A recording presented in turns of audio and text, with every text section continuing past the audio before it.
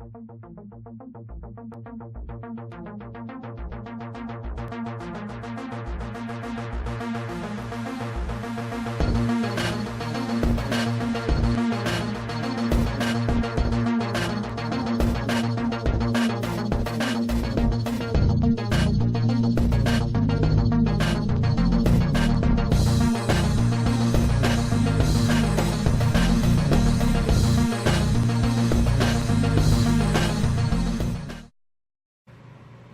everybody. The series of videos you're going to see are taken from my Facebook Live that I've been doing in the evenings of the build of this aircraft.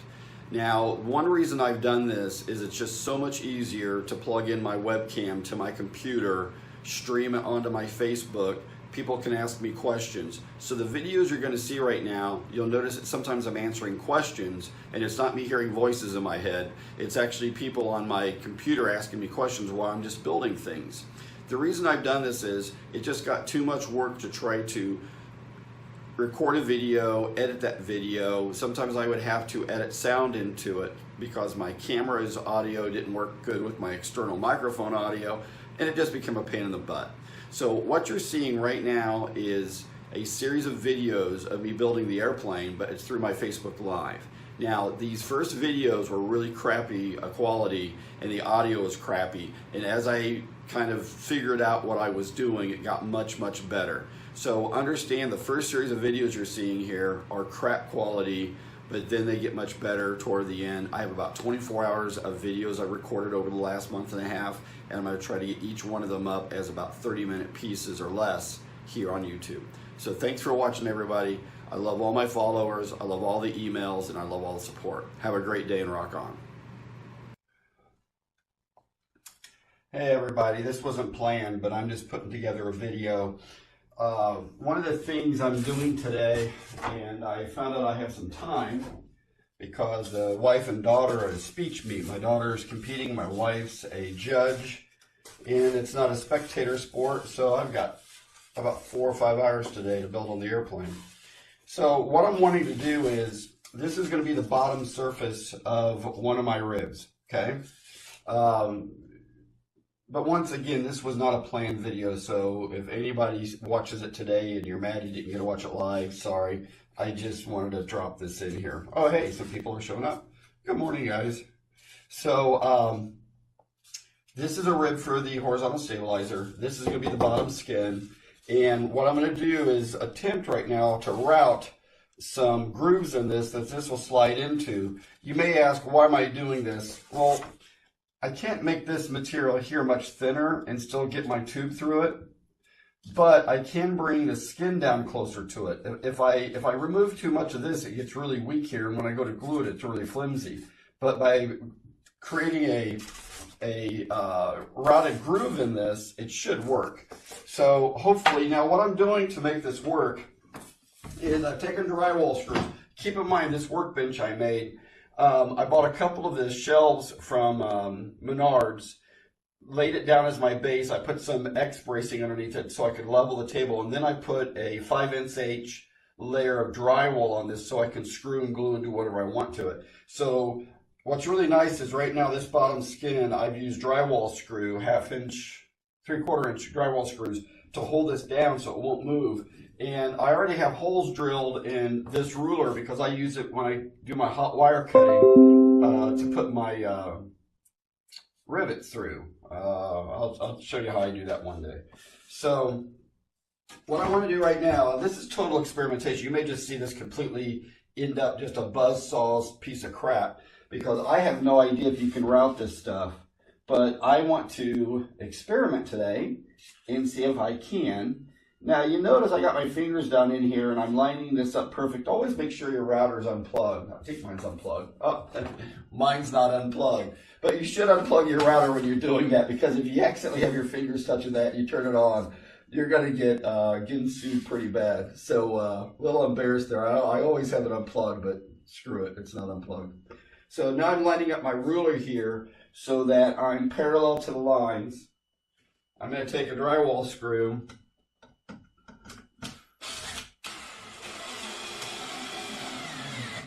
And just clamp it down a little bit, not too tight. I don't want to crush the foam.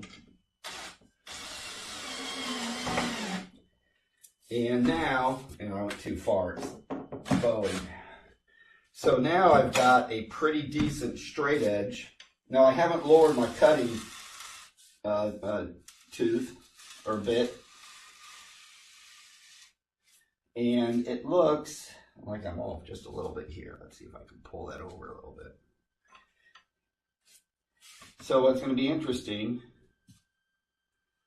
yeah, that's pretty good. I'm going to put a little more screw on the outside to hold it just in case the thing starts vibrating like crazy. One thing I hate is routers.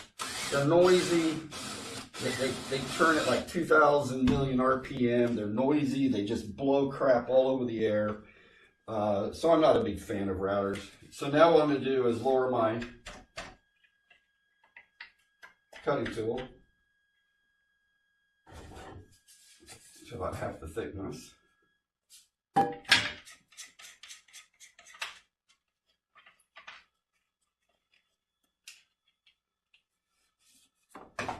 And now you make some noise.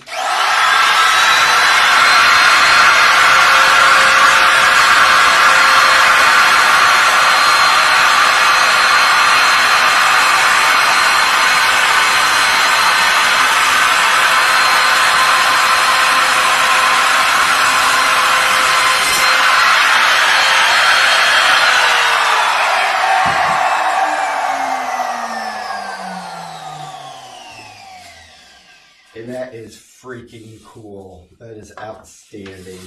Okay, I'm going to do a little kamikaze with the camera here. Hopefully I got enough cord here. Sorry about this, guys and girls. But look at that groove. I mean, that is exactly what I wanted. Let's see how that's looking on the camera. Yeah, it's looking perfect. But that is exactly what I wanted. Now there's a little bit of an airfoil shape to this. So when I go to clamp this here, and then I clamp this side here, it's going to draw it up, and hopefully that makes sense.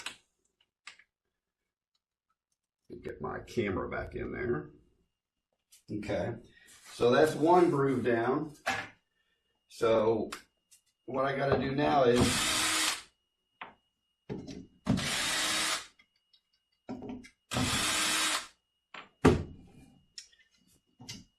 do an outside one, because this was a test cut to see if I could do it straight, and now I've got an outside cut here.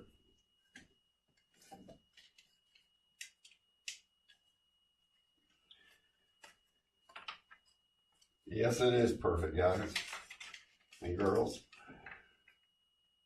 So I need to always make sure I say guys and girls, because I have gotten about 6 emails from some really fine modelers that are women, and that is so exciting to me, because I just love seeing everybody get involved with aviation, and it's just really, really, really cool.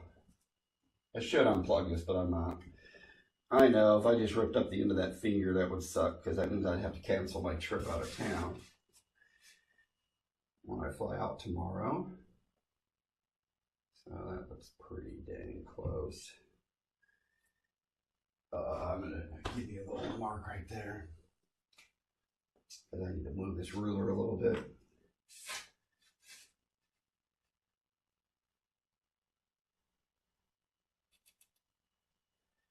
And screw it back down, try not to move it this time. And she moved a little bit.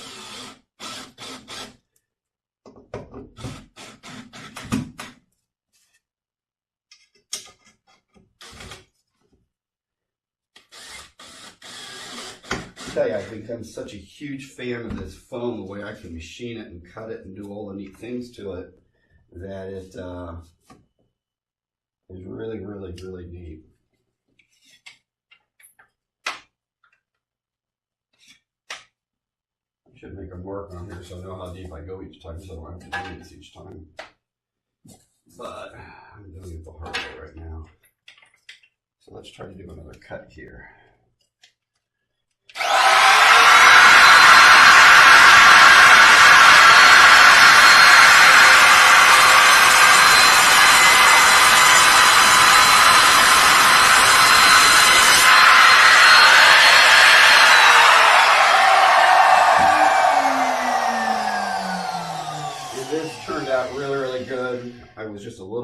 square, which doesn't matter. But here, let me show you.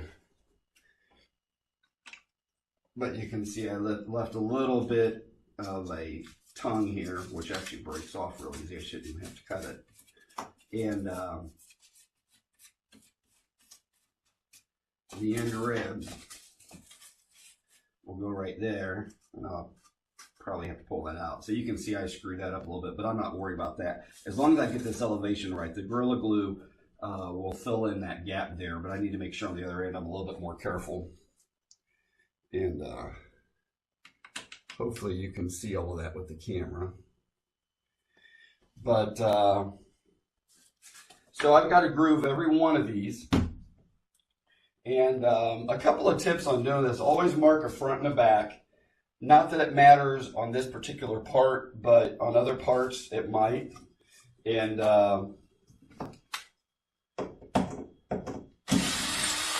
what I'll do is probably not make this video much longer, because you know, this is just tedious stuff. That's going to take me a couple of hours. And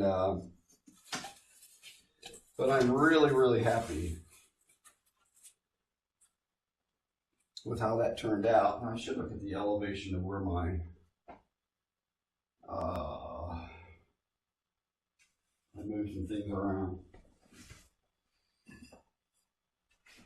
You know, even if I had 10,000 square feet of shop space, I would still be leaving things where I couldn't find them. So no, this is going to be absolutely perfect.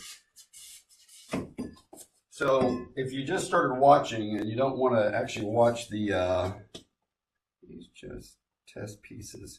No, these will actually be part of the horizontal stab as long as I don't screw it up. One of the things I used to always do was build prototypes or do test articles, but if it works the first time, I go ahead and use it.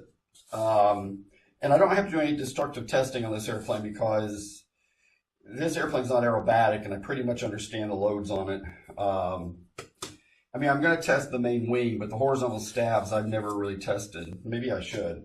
But when you've got a 6061 aluminum spar just for the horizontal stab that's 1.5 inches, and you have a wall thickness, I think, of 0.05 or 0.049, I can't remember what it was. It's stronger than hell. It's not going to break. So I think I'm going to sign off now. I just wanted to do a brief little video of this experimentation so you get a better understanding of what I'm doing. Is each of these lines are grooved now using my router. All of these ribs will sit inside those grooves, and this is making up my horizontal stabilizer in the back. And of course there'll be a leading edge, and then the big elevators on the back here. And oh, that's another thing. I got an email, somebody asking me, and now I can't find it. Here it is. When I showed this as an elevator last night, and somebody said, "Is this awfully small?" Keep in mind, there's a half-inch material on this. It's going to be a quarter inch countersunk, and it's going to come back off here another 2.5 inches. So the horizontal stabilizer ends up being, the elevator ends up having a length of 10 inches. So this will be 10 inches long and the 34-inch width of one elevator. So will you have cardboard tubes and the aluminum to slide in? No, I don't need, and you may, and that's fine if you already understand, but I'll explain it to the other people again. This aluminum tube is permanently in the horizontal stabilizer, and it's going to slide into a socket. And of course I can't get it to slide in right now because I just cut this one up. So it's going to slide into a socket, and then the other horizontal stabilizer will slide into this, and there will be screws in this that attaches the two horizontal stabilizer halves. So this is a permanent spar that is inside the horizontal stabilizer. So I might continue this video later on today when I get a lot more of this done, just to kind of give you an update. because it ended up that I've got most of today free. And, well, that's kind of cool. I didn't think this many people would show up without me planning it.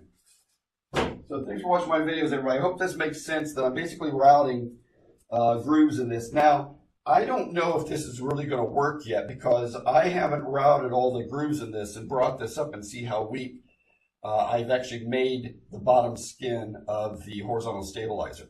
I'm hoping that with the spar and the ribs, and once it's all glued together, it's an integral assembly. But right now, routing this, I'm taking 1/2 inch, or actually it wasn't 1/2 inch. When I measured it, it was 9/16. It was just like a 1/16 over a 1/2 inch. I think, yeah, 9/16. So it's 9/16, and I'm taking exactly 1/4 of an inch out of it with the with grooving it with the router. So I don't know if I've weakened this too much until I cut all the grooves in it, and then I start gluing the thing together, and then at that point I'll kind of figure out if it works. So thanks for watching the videos. Sorry I didn't give anybody a heads up on this one, and maybe I'll try to sign back in later today and show you the update of this. Thanks a lot, everybody. Have a great day. Bye.